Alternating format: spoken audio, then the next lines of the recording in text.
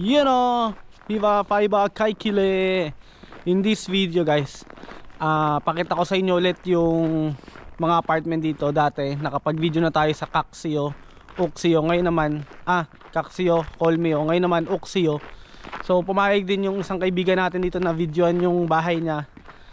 And then itong video na to, ituro ko sa inyo saan nga bang mga website yung pwedeng maghanap ng apartment dito. Kunyari, maghiwalay na kayo ng kasama nyo sa apartment nyo, mas maghahanap kayo ng panibago nyong apartment. Ano bang website yung pupunta, yung pwede nyong i-search, and then kung ano-ano nga ba yung mga process na ginawa niya. Kunyari sa electricity bill or sa water bill, or paano yung pag-process niya. So yun guys.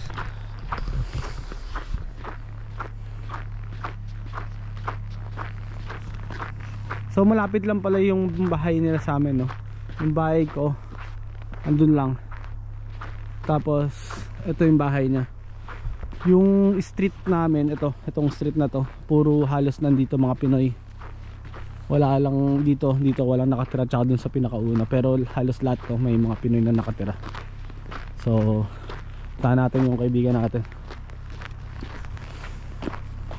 So ito pala yung una, no? Ito yung mga tapunan dito ng basurahan nila. Ito yung pinaka building nila. Yan, minsan may mga parang bahay, yung mga tapunan dyan dito. So ito may construction na ginagawa ngayon dito. Ewan ko kung ano to. So ngayon napakalamig ho ngayon dito sa Finland, no? Mga 30, nag-negative 30 ngayon dito sa Finland. Ayun, gagawin na, papabato lang natin yun. Dane, susi.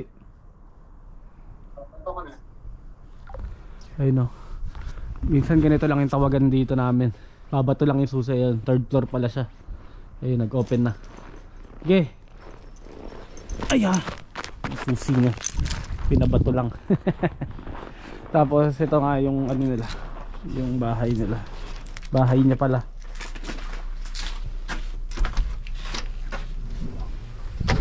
As usual yan, ganyan. Dito yung mga nakatira. Then ito ata yung mga barasto nila eh.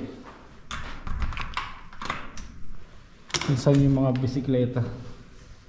Ayan. Daming bisikleta. Mga nakatambak kasi winter hindi magamit. So saan pa yan? Spring pa yan magagamit. So doon na ata yung laundry niya, tsaka yung spa, sauna. You know, sana all may elevator.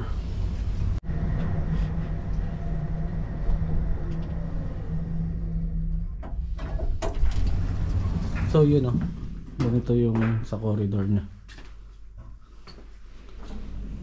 Tapos ayun yung danan. Tapos ito yung sa kanya.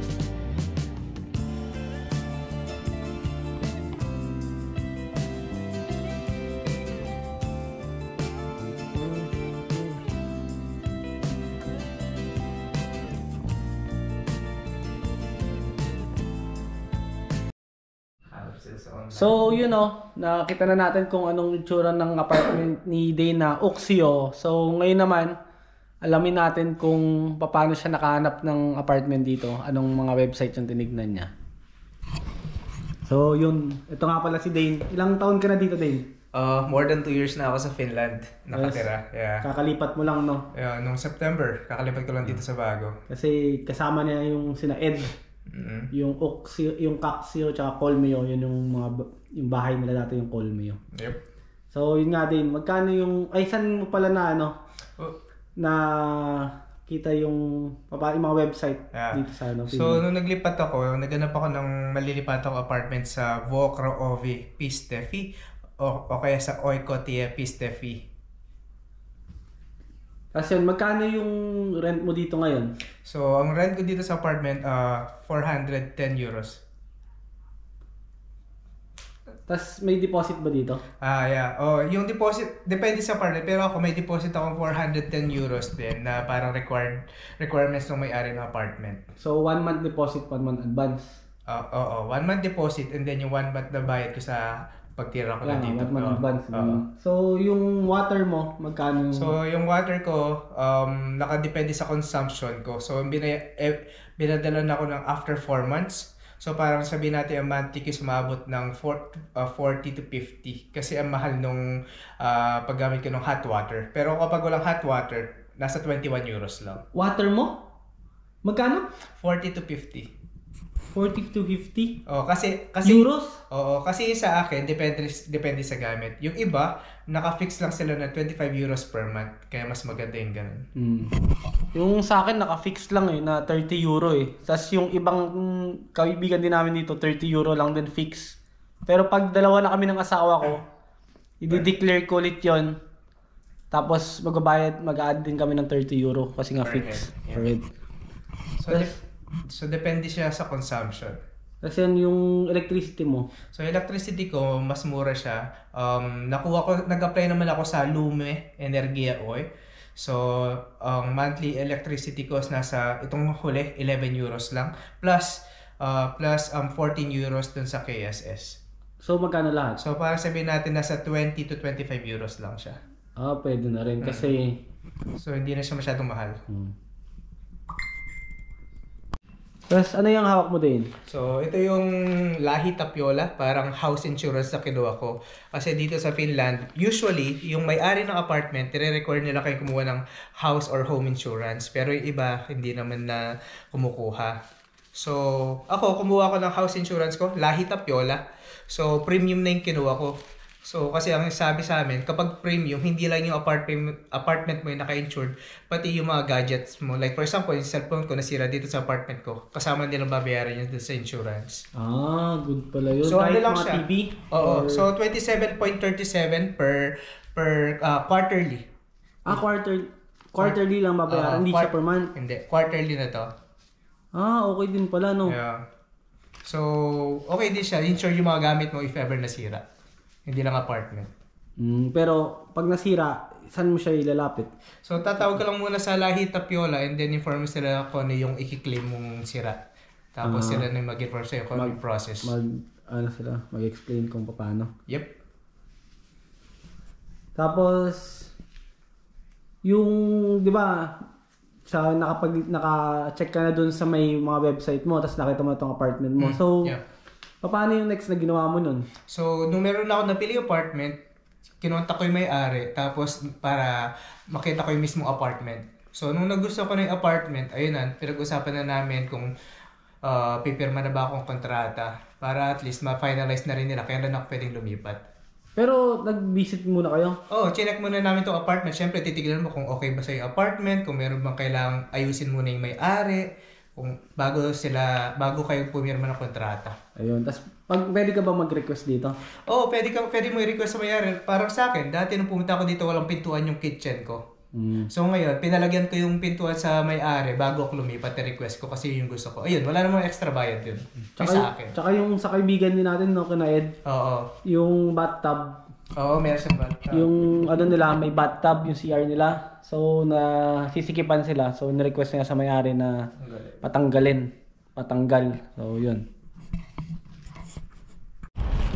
So yun ho, no, nakita na natin kung yung Uksio, Kaksio, Kolmio dito na mga apartment dito sa Finland, no. Tsaka kung yun nga, paano sang website nakakahanap ng